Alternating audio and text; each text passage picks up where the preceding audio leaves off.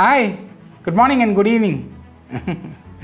Has it ever happened to you that you attended an interview and thought, Farid, I did really well.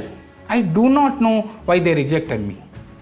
If this has happened to you, I would highly recommend you watch this video, because I am going to share 3 secret reasons why you could get rejected in an interview for no fault of yours. Right?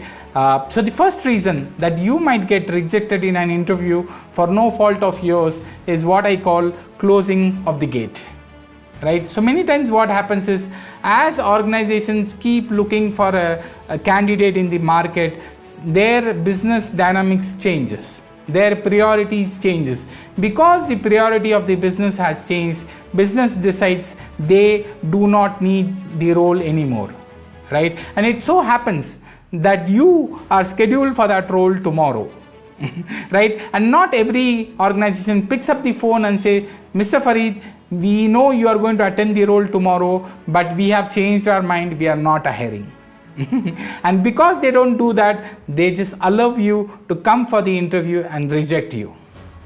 Right? So this is the first reason that you might get rejected for no fault of yours. Right? And the second reason why this could happen to you is what I call the upset panelist.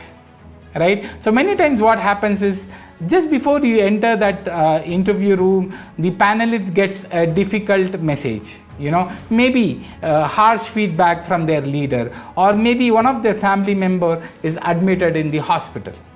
Right? So as you enter that room and as you continue to present your content, the panelists, because of what happened to them, are in no right position to hear you.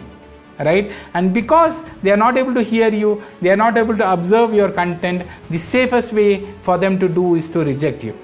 Right? So this is the second reason that you might get rejected in an interview for no fault of yours. Right? And the third reason that you might get rejected for no fault of yours is what I call the forerunner always wins the race.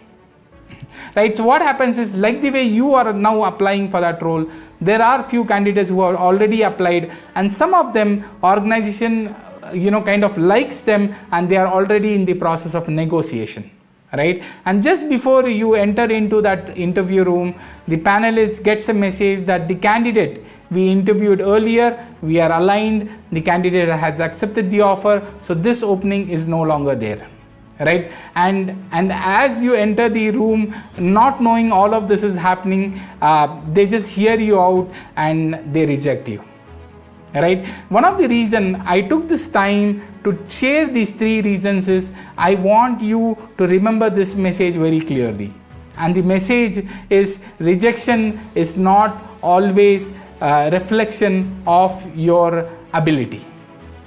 Let me say that again. Rejection is not always reflection of your ability, and do not let one interview define your worth.